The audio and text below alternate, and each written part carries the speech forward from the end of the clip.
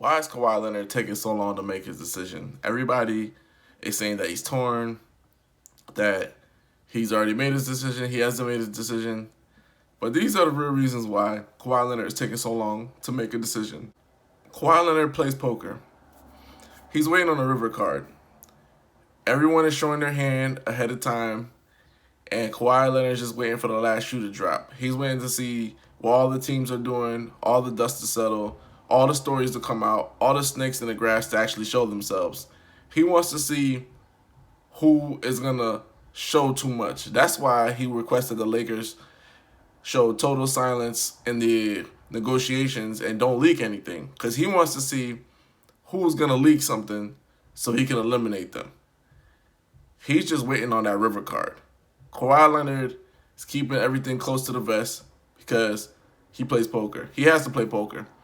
This is a poker move. He has a poker face. He's not letting anything leak or anything show. He's not leaning one way or another. And he's not refuting or approving any stories. So this is a clear poker move. He's waiting for everybody to do whatever they're going to do, for the Lakers to get any contingent pieces, whatever the case is. You guys say you want me. He wants you to show him what you're doing to actually get him what kind of pieces you're putting in place. It's a clear poker move. Kawhi is a man of his word. It's been taking so long for Kawhi to make the decision because he's been keeping his word, meeting with all the teams. And the clear indication of this is the New York Knicks actually canceled on Kawhi Leonard. Kawhi Leonard was going to meet with the Knicks as he promised them a meeting, and they are the ones that cancel on him. Therefore, showing you that he's taking his time, he's meeting all of his obligations. He said he will meet with the Clippers, met with the Clippers. He said he'll meet with the Lakers, met with the Lakers. He said he'll meet with the Raptors, he met with the Raptors. Any team that he said he was going to meet with, he actually met with them. So he's a man that keeps his obligations and meets his commitments. And meeting your commitments is going to take you time to make a decision because you're actually going through the whole entire process. You're not shortchanging anyone. He's not like Kevin Durant, where the New York Knicks thought they were going to get a meeting. They didn't even get a meeting. So it's not that kind of situation. Kawhi Leonard is checking into the precedence of the entire free agency. Kawhi Leonard is going to set a major precedence. Now look at this. LeBron James set the precedence of creating big threes in terms of free agency. First player to really orchestrate his own team, LeBron James. Then you look at Kevin Durant. Kevin Durant is the first superstar player to join a team that beat him. That's another precedence.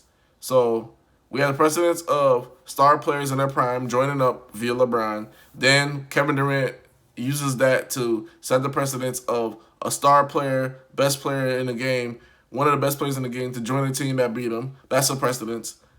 And then you have Kawhi Leonard, who is, if he leaves the Toronto Raptors, will set the precedence of a title-winning player, a champion, leaving his championship team the year that they won and going to join another team. That's a precedence that he has to understand and mull over and say, do I want to set that precedence where if you win a championship somewhere, you just bolt and leave? Is that the precedence I want to set?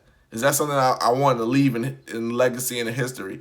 All the other champions have never done it. You've never really seen a champion where they win the title and then they leave to go to another team. They always stay and defend their title. So does Kawhi want the NBA to be clearly only about mobility, or does he want to keep some of that old school feel and say, hey, defend your title? Is that something that Kawhi Leonard wants to set a precedence of? Kawhi's thinking legacy.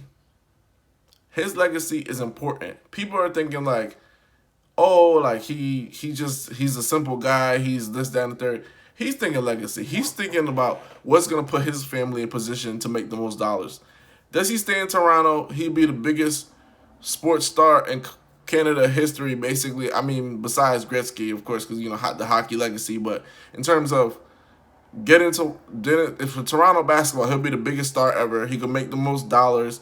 He could get the most money for his contract. And he could set up his family to be rich behind their wildest dreams forever. Or he goes to the Lakers and he sets up LeBron's legacy, win more championships with LeBron, but LeBron, of course, gets credit. He becomes the GOAT or whatever the case is in some people's eyes. Is that the legacy that he wants to to stave off? Does he want to do something where it's the Lakers' legacy, where he enhances the Lakers' legacy? So Kawhi is really in a quandary where it's his legacy over everybody else's. And people would say like legacy is not important to some people, but it's important to everybody because that sets you up for future dollars. That sets you up for speaking engagement. That sets you up for your shoe contract. That sets you up for everything in the game. So that's what Kawhi Leonard is up against.